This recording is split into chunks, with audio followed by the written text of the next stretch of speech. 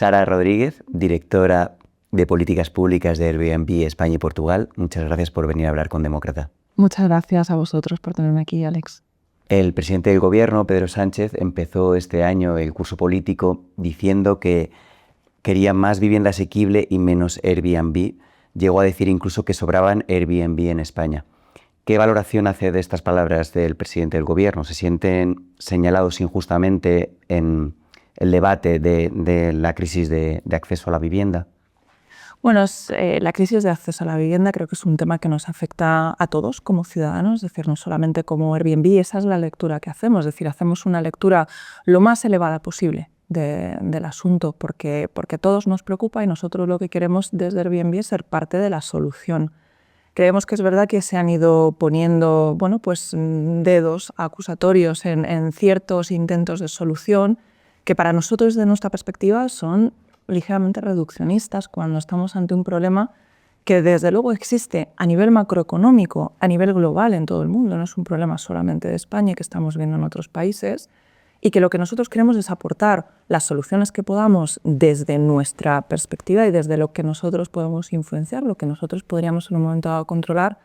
pero poniendo datos encima de la mesa, poniendo realidades. En España actualmente hay un problema obvio de oferta y de demanda. Ahora mismo el crecimiento de la demanda de vivienda se ha multiplicado por 3 respecto a la creación de vivienda. Entonces, claro, cuando ponemos solamente el foco en una mínima parte de lo que podría ser la solución, que los datos que manejamos tampoco aportan ese marco, ¿no? Estamos hablando de que las viviendas de uso turístico en toda España representan el 1,5% de todo el parque de vivienda, ¿no? Entonces, claro, tienes problemas de disponibilidad de suelo, tienes problemas de acceso a las licencias para la construcción, tienes problemas macroeconómicos que afectan a los precios de las materias primas de la construcción. Hay diferentes problemáticas, incluidas también las nuevas tendencias sociales, las familias que crecen, o sea, el número de familias crece, el tamaño de las familias decrece, por lo tanto esa demanda también aumenta. Hay más presión en las ciudades y por lo tanto necesitamos soluciones que parten de una colaboración público-privada, y aquí es donde desde Airbnb tenemos muy claro y entendemos las tensiones y las dificultades que se puede encontrar un gobierno, porque es un problema muy complejo. Entonces tendemos la mano, pero lo que sí que pedimos es un análisis justo, proporcionado de dónde está la problemática y hasta qué punto nosotros podemos formar parte, porque al final formamos parte de la sociedad en su conjunto, cómo podemos formar parte de la solución a un problema que es muy, muy complejo.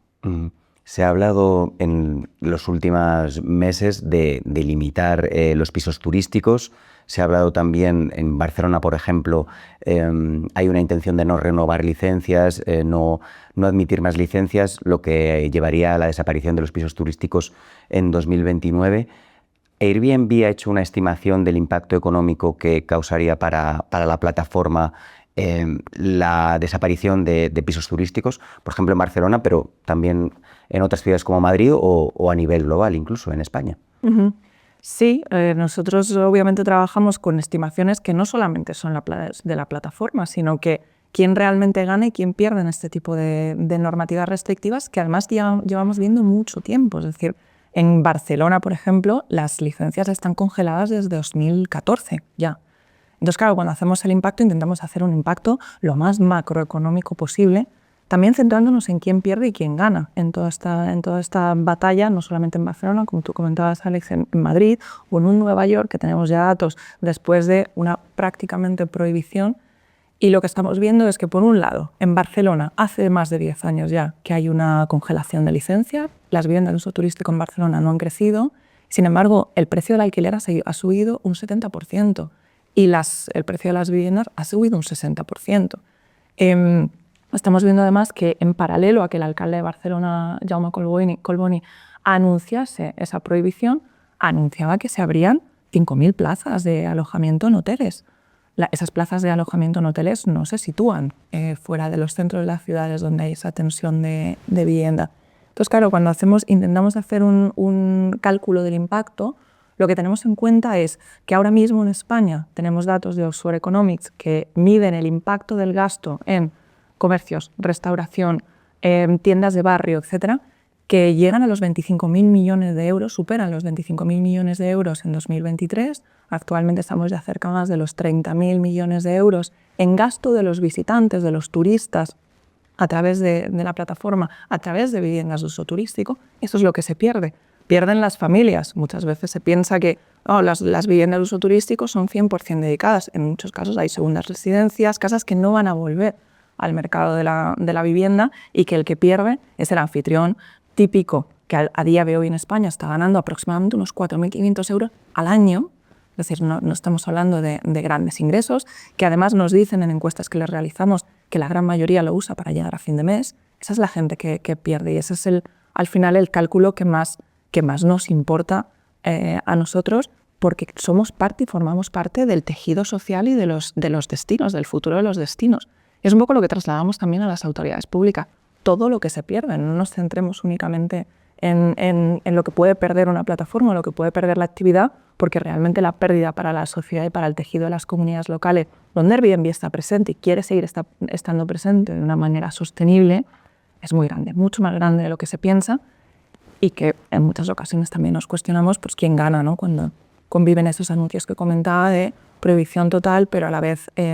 permito 5.000 plazas adicionales de hoteles o de acomodación tradicional. Pero no me ha dado ninguna cifra del impacto sobre la plataforma. ¿Está cuantificado o hay alguna estimación grosso modo? O no la verdad es que no, por una razón, porque la actividad de la plataforma es muy, muy diversa. Entonces, para nosotros es muy difícil medir cuál impacto tendría, primero porque estamos hablando de medidas que serían efectivas no antes de 2028, segundo porque la plataforma no solamente tiene viviendas de uso turístico, estamos hablando de viviendas que se alquilan por larga temporada, es decir, estancias de temporada de más de un mes, estamos hablando de que hay muchísimos hoteles, también hay habitaciones de hoteles en Airbnb, y estamos hablando de que también hay muchas habitaciones compartidas en casas particulares, no habitaciones de pensión, no, gente que alquila a una habitación en la casa donde vive. Entonces, claro, la actividad es muy diversa y prohibiciones de este estilo,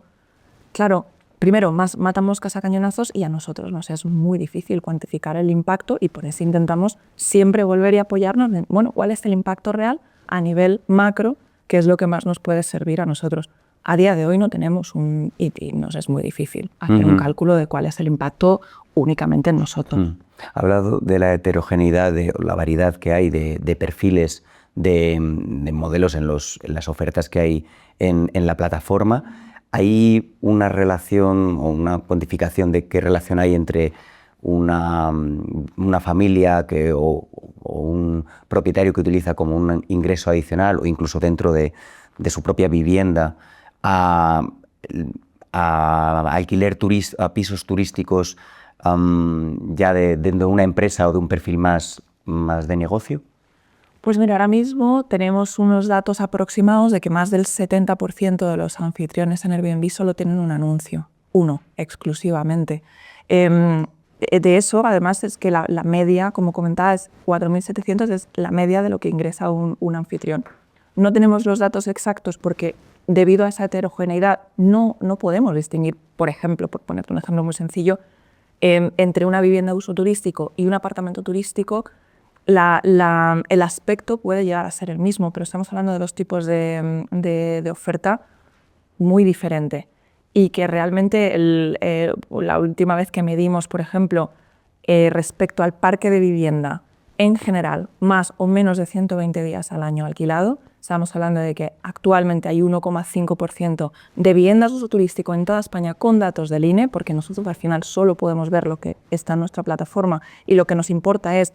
la actividad que tiene lugar en todo el país en las diferentes plataformas donde se aloja esta oferta, ¿no? Y el INE tiene buenos datos en eso. Entonces, el cálculo que hicimos es que los que alquilan su vivienda por más de 120 días al año representan ahora mismo el 0,5% del parque total de vivienda de España. Ese es el dato que tenemos ahora mismo,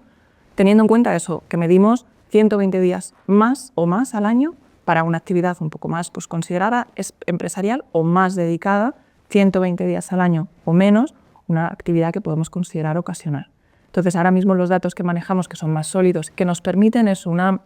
medida que no solamente de lo que ocurre en Airbnb, porque tenemos que tener en cuenta lo que ocurre en otras plataformas para determinar si de verdad estamos hablando de una actividad dedicada a tiempo completo o más de 120 días o una actividad de menos de 120 días. Por eso nos apoyamos una y otra vez en el INE, porque ellos tienen los datos agregados del resto de las plataformas, que además vienen de datos que nosotros ya damos, todas las plataformas principales de España, ya damos a Eurostat a nivel europeo. Entonces, el INE bebe de datos, no solamente de datos de mercado y datos que ellos extractan de diferentes bases de datos, sino que están bebiendo directamente de los datos que nosotros les damos de manera agregada. Entonces, resumiendo un poco, ahora mismo en lo que nos apoyamos es en el dato del INE, que en base a los porcentajes y a la oferta agregada estamos hablando de un 0,5% del parque de vivienda actualmente en España. Ha hablado de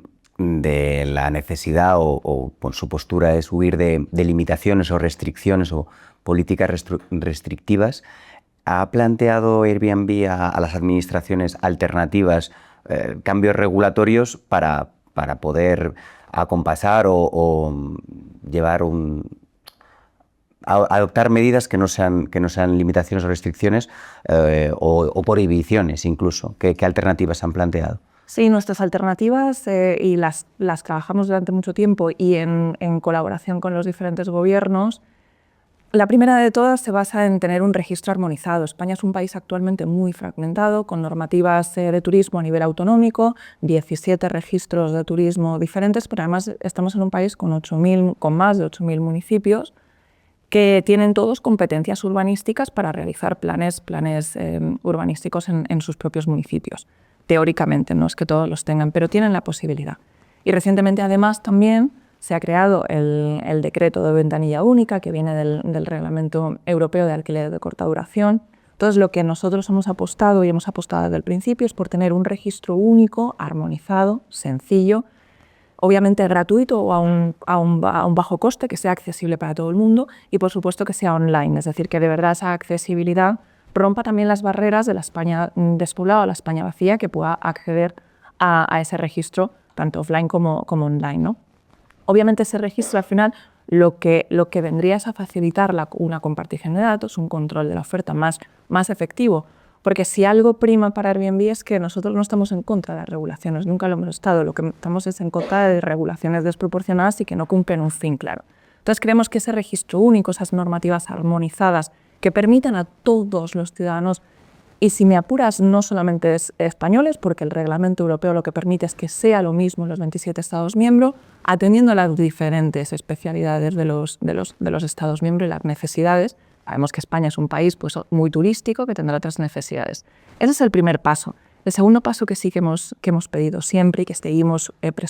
presionando a los gobiernos porque se den cuenta que es una necesidad diferenciar los alquileres de corta duración totalmente dedicados, empresariales, profesionalizados, de los que no lo son. ¿Y qué quiere decir con los que no lo son? Esas casas de familias, esas segundas residencias, esas casas de pueblo, a los que las familias vuelven en algún momento del año, que están ocupados a lo mejor en Semana Santa y unas semanas en verano, pero que el resto del año son casas disponibles que permanecen vacías, pero que no son viviendas que van a volver al mercado de la vivienda. Estamos hablando de dos tipos de oferta muy diferenciados y que consideramos que tienen que tener normativas diferenciadas. Que además, si mezclamos el primer paso del registro único, un control armonizado y unas normas armonizadas con esta diferenciación, permitirá de manera mucho más sencilla a los gobiernos atajar lo que creemos que es donde nos encontramos, nos encontramos en la decisión, ¿no? Que es atajar las actividades especulativas, las actividades extractivas del mercado, permitiendo que los particulares que alquilan su primera residencia cuando no están, que alquilan una habitación en su propio domicilio cuando pues la tienen vacía, un hijo se ha ido a estudiar y no la pueden alquilar todo el año porque ese hijo vuelve, la puedan poner a disposición. Ese sería el segundo. El tercero, que nosotros desde luego siempre defendemos y que conecta con lo anterior, son normativas proporcionadas, que sean justas, que estén basadas en datos. Y creo que una y otra vez volvemos a conectar con nuestra propuesta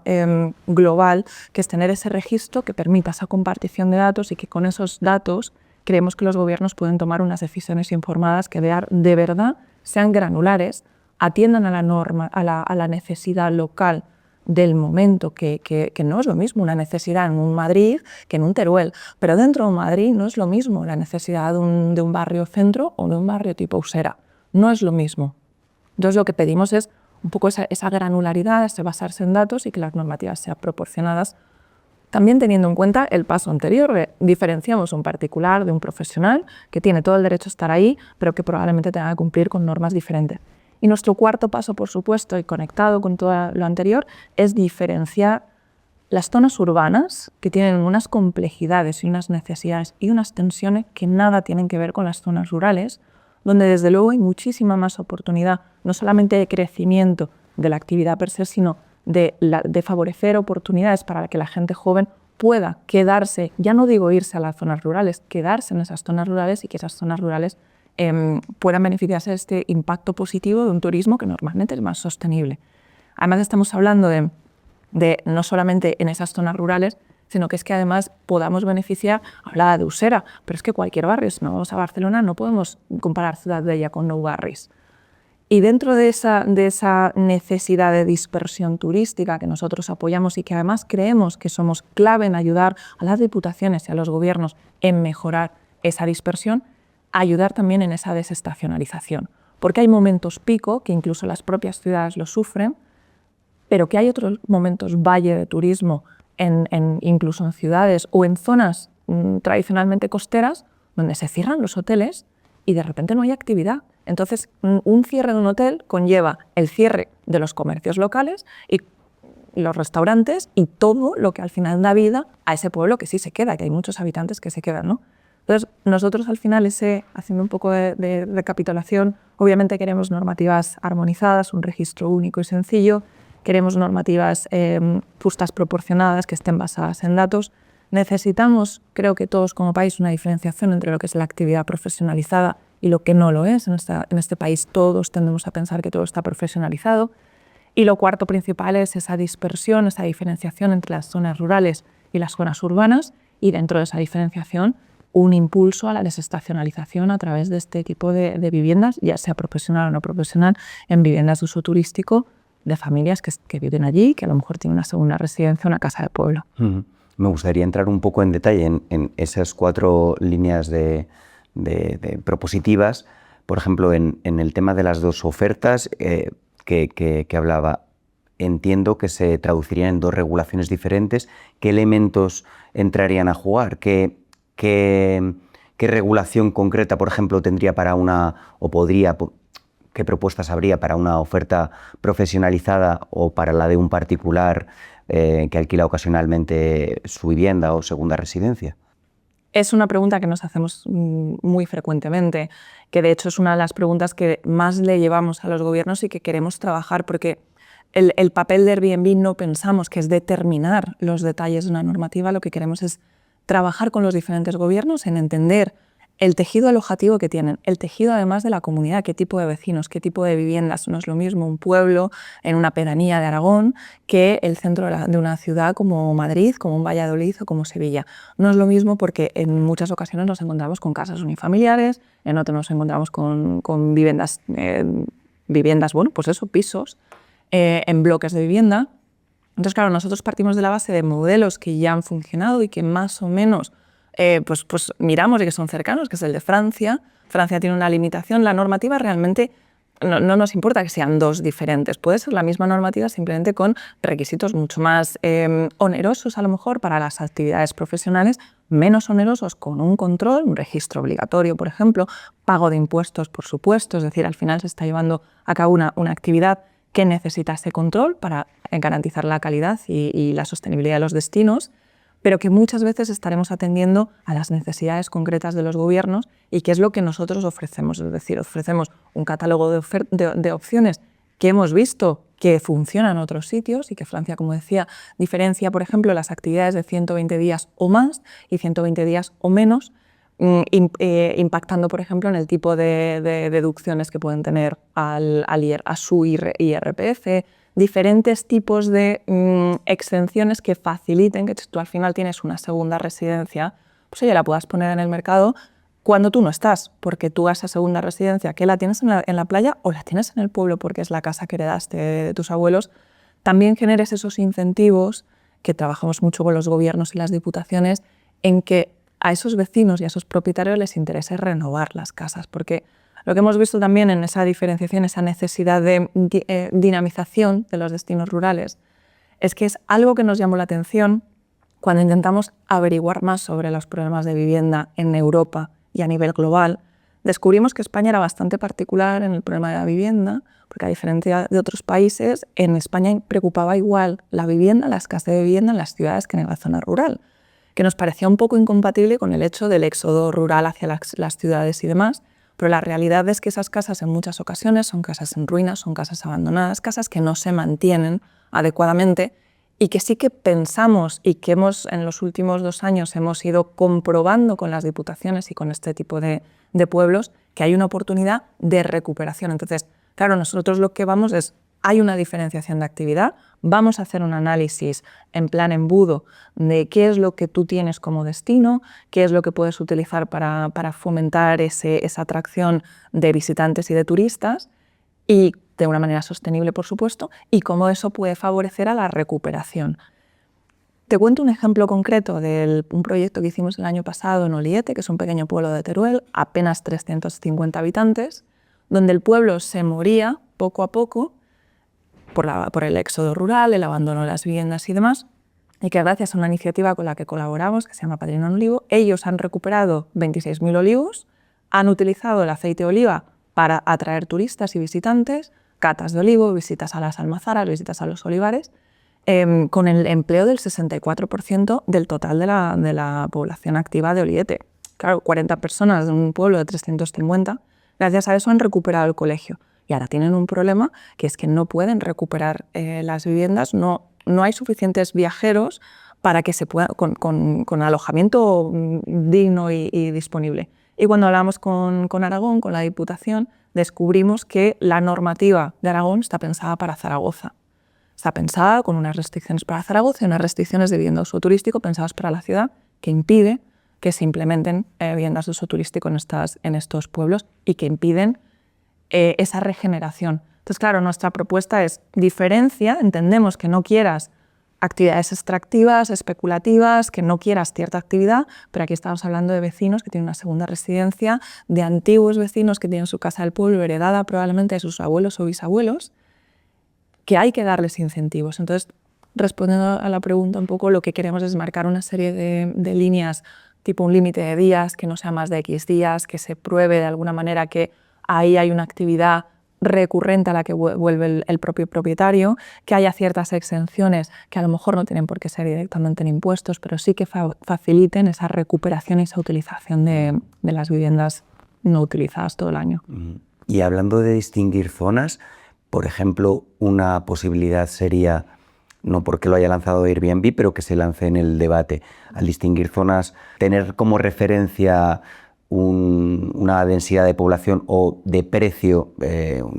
por un indicador de precios, que ahora está el índice de precios de referencia, y en función de eso tener cuotas de número de pisos turísticos o de oferta de pisos turísticos, y así tenerlo como referencia para adoptar unas políticas u otras en función de ya no solo de una ciudad o zona rural urbana, sino incluso dentro de la propia ciudad, en las zonas más céntricas o en la periferia. Lo que buscamos siempre son indicadores que al final nos ayuden a precisamente trabajar en dónde hay esa tensión. Lo que queremos ayudar a los gobiernos es cómo podemos localizar esa tensión. Pero, por ejemplo, el indicador del precio, cuando nos hemos metido a analizar, y te voy a poner el ejemplo de Madrid, ya que estamos aquí, cuando nos hemos metido a analizar, la realidad es que la penetración de vivienda de uso turístico en la zona centro es la más alta, creo que eso es evidente. Sin embargo, en zonas donde la penetración de la vivienda de uso turístico es menor o casi testimonial, la subida de los precios ha sido mucho más alta. Por ejemplo, en barrios como Usera, como Carabanchel, como Latina, barrios fuera de lo que es el centro, barrios fuera donde está la posible presión turística, nos demuestra que el precio de la vivienda no es un indicativo, porque de hecho sigue subiendo la vivienda en ciudades mucho más pequeñas donde la presión de viviendas de uso turístico no es tan grande. Unas ciudades como Soria, como Valladolid, ciudades como esas, el precio sigue subiendo, la disponibilidad sigue bajando, porque al final volvemos una y otra vez al tema de, claro, es que aquí si hay un problema de oferta, hay un problema de oferta generalizado. Entonces, Entonces, nuestra propuesta siempre ha sido trabajar, por ejemplo, mencionabas las cuotas, mencionar los ratios, es decir, no pasar de ratios de convivencia, porque nuestro anclaje acaba siendo mucho el de la convivencia. No convirtamos un destino, creo que nadie quiere convertir un destino en un parque turístico, perdemos todos, perdemos como sociedad, pero vamos a analizar en detalle dónde está la presión y trabajamos, por ejemplo, con el gobierno de Portugal. En Oporto, por ejemplo, han hecho análisis calle por calle, si me apuras. Es decir, y hay calles en las que, bueno, donde hay una presión muy grande, esa presión tiene que desaparecer. Pero claro, luego también conectamos con el tema de otro tipo de alojamientos. Esa presión tiene que estar equilibrada en todos los tipos de usos, no solamente en la vivienda de uso turístico, porque vemos que mientras cada vez hay más presión y más presión contra las viviendas de uso turístico, las plazas hoteleras siguen creciendo y las plazas hoteleras se concentran en ese espacio de convivencia de suelo residencial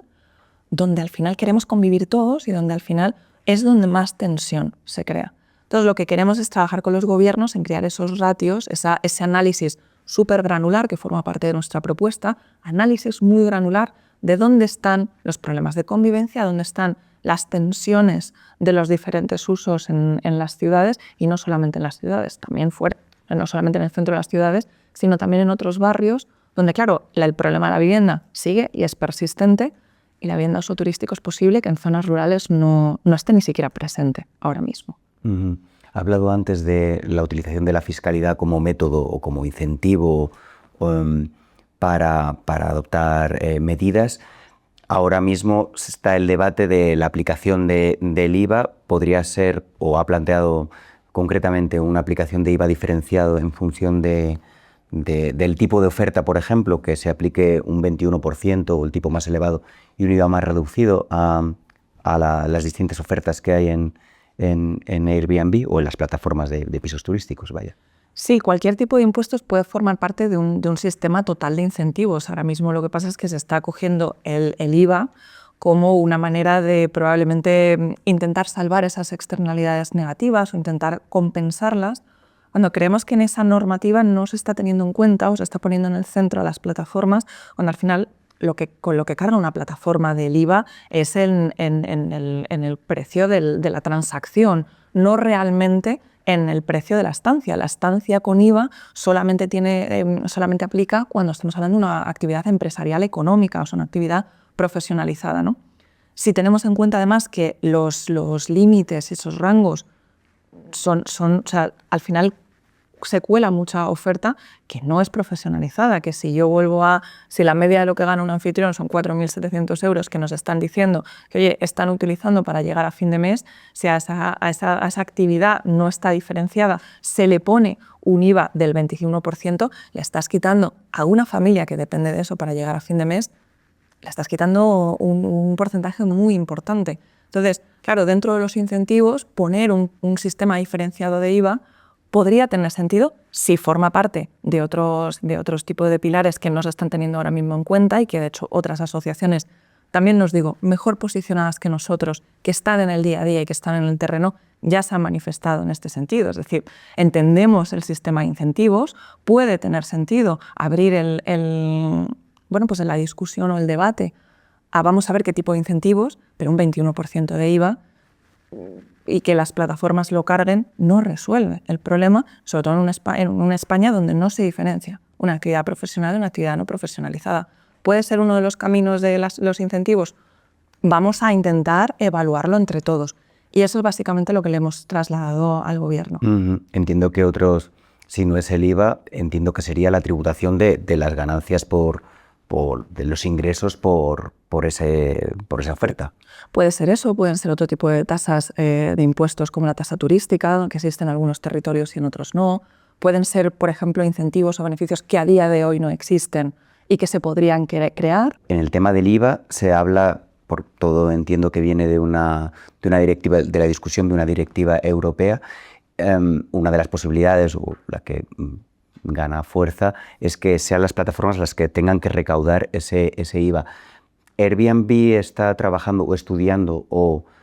¿Está preparada para realizar esa gestión?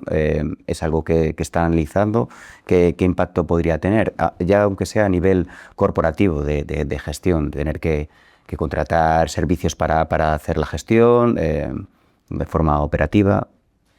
A ver, vamos a depender mucho de al final la normativa que salga y en qué términos sale esa normativa, y actualmente lo que estamos viendo son un poco los detalles. De hecho, los detalles incluso de antes de la transferencia o de la recaudación a través de las plataformas. Un poco entramos ahora mismo, la diferenciación que queremos hacer es precisamente eso, dónde están los rangos de recaudación, quién cae dentro de esa sujeción al IVA, y poner de manifiesto que esto al final mata moscas a cañonazos de alguna manera, porque estamos mezclando con esa falta de separación entre profesionales y no profesionales, estamos mezclando diferentes actividades. Nosotros estamos en ese punto, pero sí que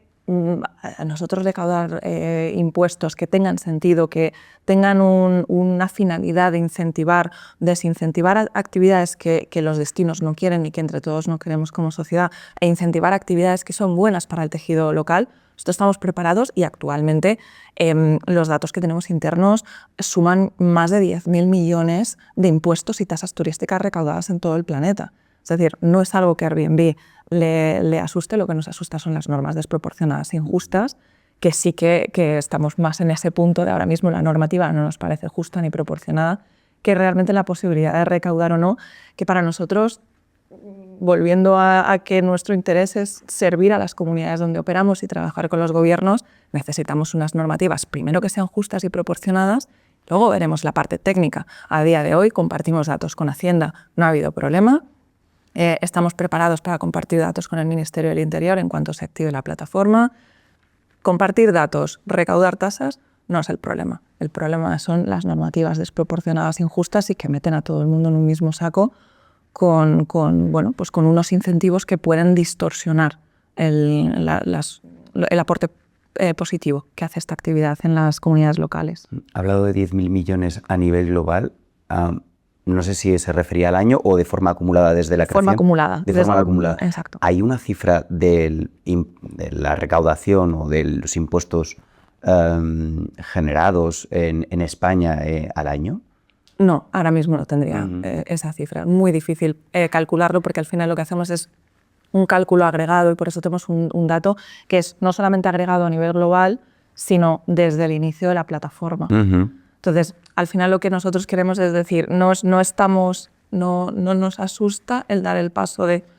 ayudar a los gobiernos en esa recaudación siempre y cuando sea justa, siempre y cuando cumpla esos incentivos. Recaudamos la tasa turística en muchos destinos y no es un problema, todo lo contrario, creemos que aportamos, de hecho, a los gobiernos locales, y lo que siempre pedimos es que esa recaudación de impuestos de verdad se vea reflejada en medidas positivas para las comunidades y para la sociedad en su conjunto. Ha hablado de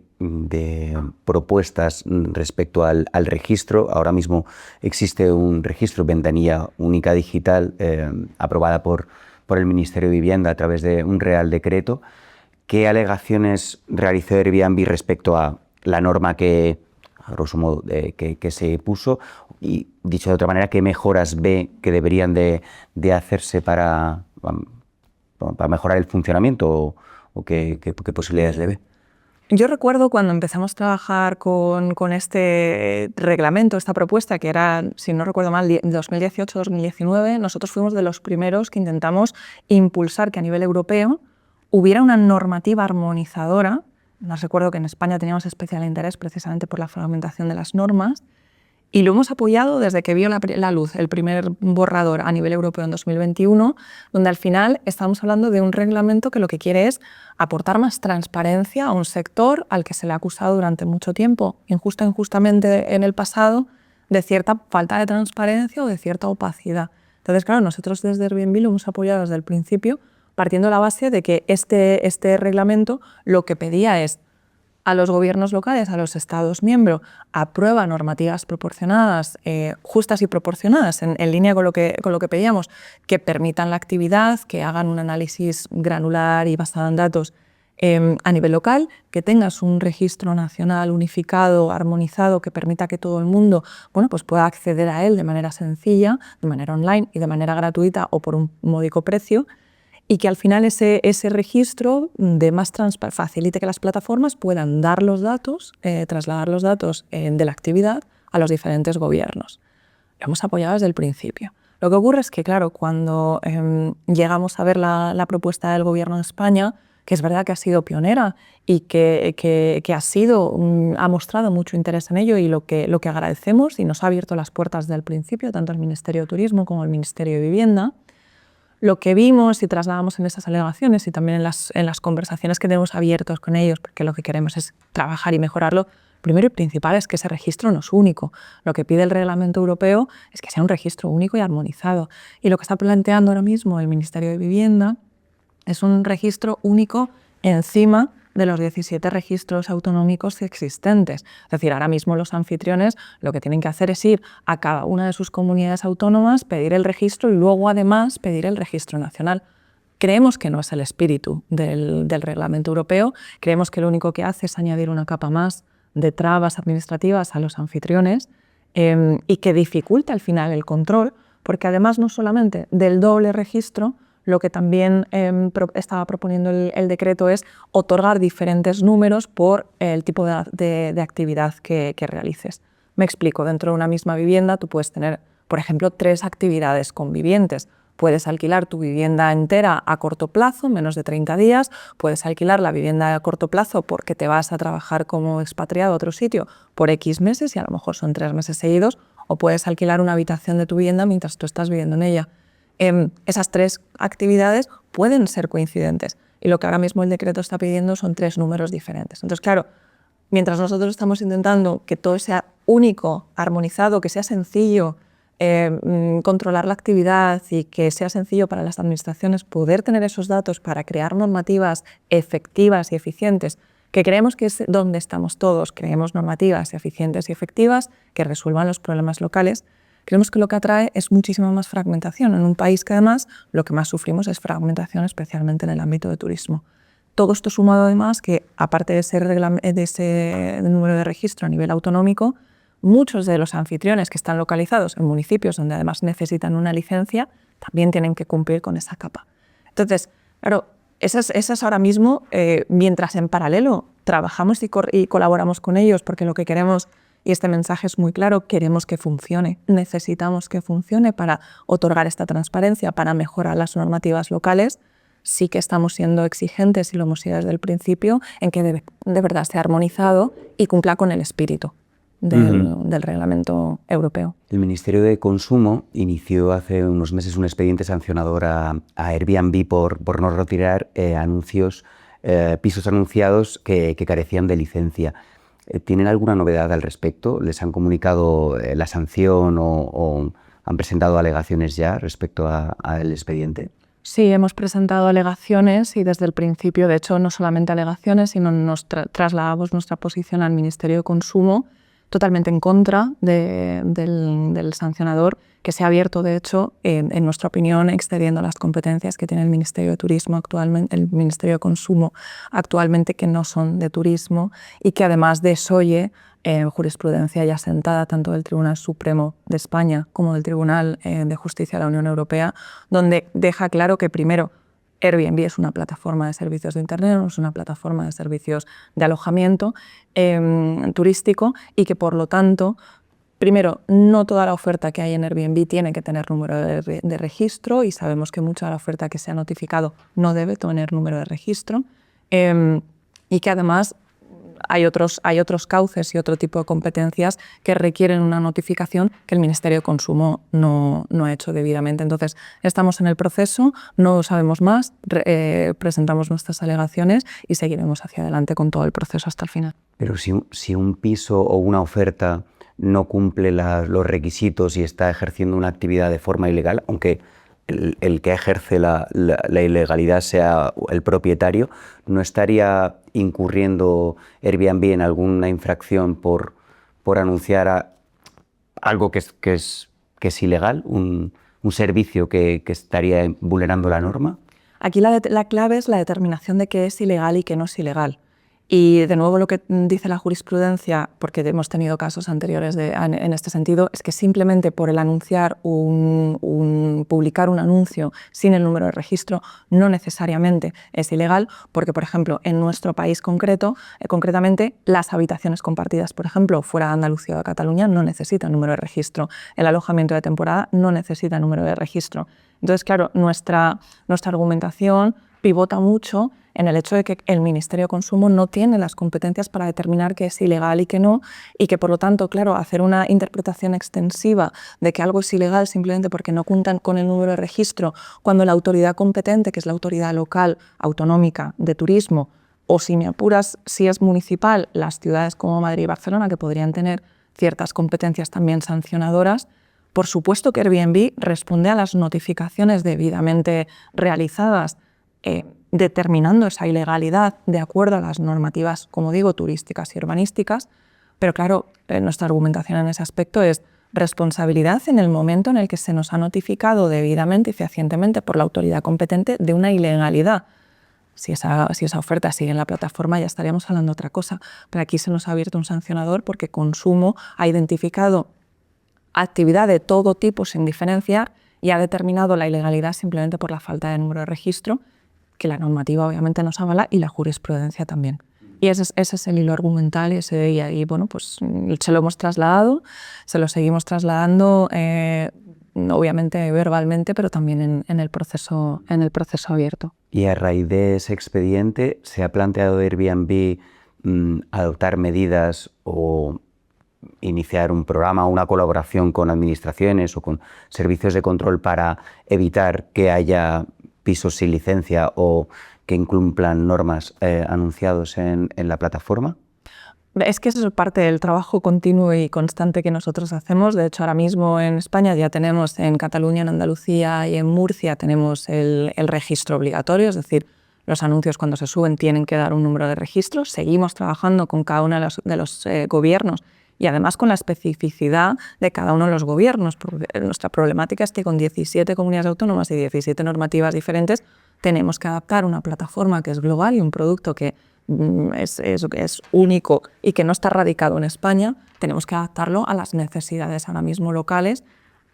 o también en convivencia con el número nacional, que es decir, ahora mismo estamos con 18 tipos de registro diferentes intentando llegar a, bueno, pues a las soluciones que a nivel local cada comunidad autónoma y cada región necesitan, porque de hecho no solamente es la comunidad autónoma, por ejemplo en Baleares recientemente anunciamos un acuerdo de colaboración a nivel isla, es decir, a nivel Consell Insular, porque entendemos que en las Baleares las necesidades y las competencias además son insulares, no solamente autonómicas. Entonces, no especialmente por el Ministerio de Consumo, es que es trabajo que hacemos diariamente y que forma parte de nuestras actividades normales y cotidianas. Airbnb se ha planteado, después de estar en el centro de pues, un cruce de acusaciones y en toda la polémica, ¿ha llegado a plantear incluso abandonar España o ha lanzado algún mensaje de este tipo en sus conversaciones con el Ministerio de Vivienda? Nunca. Nosotros siempre, mano tendida a los gobiernos siempre, y el mensaje que siempre les lanzamos es encontremos, porque siempre hay una vía de entendernos y hay una vía de colaborar, siempre la hay. Y desde Airbnb el mensaje siempre claro ha sido poner límites, por supuesto, hasta dónde podemos llegar y hasta dónde ciertas problemáticas son nuestra responsabilidad o no lo son y hasta dónde tenemos posibilidad de ayudar. Iremos probablemente un paso siempre más allá porque es la manera de hacer de la compañía. Pero jamás abandonar un país, obviamente, donde estamos, donde creemos en el destino y donde lo que queremos es apoyar y que hay narrativas y hay ciertos ataques, pero también hay mucho apoyo y hay mucha voluntad de colaborar y hay muchas regiones de España, comarcas, diputaciones que sí que ven la oportunidad y que obviamente hay malo, pero también hay mucho bueno. Y la posibilidad de jugar otro papel, además del que ya juega, dentro de los servicios turísticos o servicios incluso inmobiliarios, se ha planteado, tanto a nivel estatal o global, un posibles nuevas vías de negocio dentro de, ya le digo, servicios turísticos o inmobiliarios? Bueno, la plataforma cuenta con servicios de experiencias, por ejemplo, y creemos que además es un servicio, siempre somos una empresa tecnológica, entonces servicios, pues veremos a ver qué es lo que necesitan, sobre todo los destinos y obviamente los usuarios de Airbnb, pero ahora mismo algo que funciona muy bien es que se combinan los alojamientos en la plataforma con experiencias y muchas veces los anfitriones son los mismos y de hecho vemos en estas zonas, especialmente en las zonas rurales, gente que lo que tiene es una casita rural o tiene una casa de familia donde además da determinadas actividades, experiencias. Comentaba antes el tema de los olivos y ahora estamos muy metidos en eso. Hemos hecho temas de enoturismo, por ejemplo, catas de vinos, catas de aceites. Al final lo que hace es fidelizar a un visitante que no solamente se puede alojar, sino que además sabe que a través de Airbnb puede decir, pues mira, es que me voy a quedar en este sitio que no es muy conocido, que es una joya dentro de la España rural o de la España despoblada y que además puede hacer estas actividades, fidelizas y combina muy bien ese tipo de servicios. Y en el futuro ya veremos, a ver qué es lo siguiente. Pues Sara Rodríguez, muchas gracias por venir a hablar con Demócrata. Muchísimas gracias a vosotros.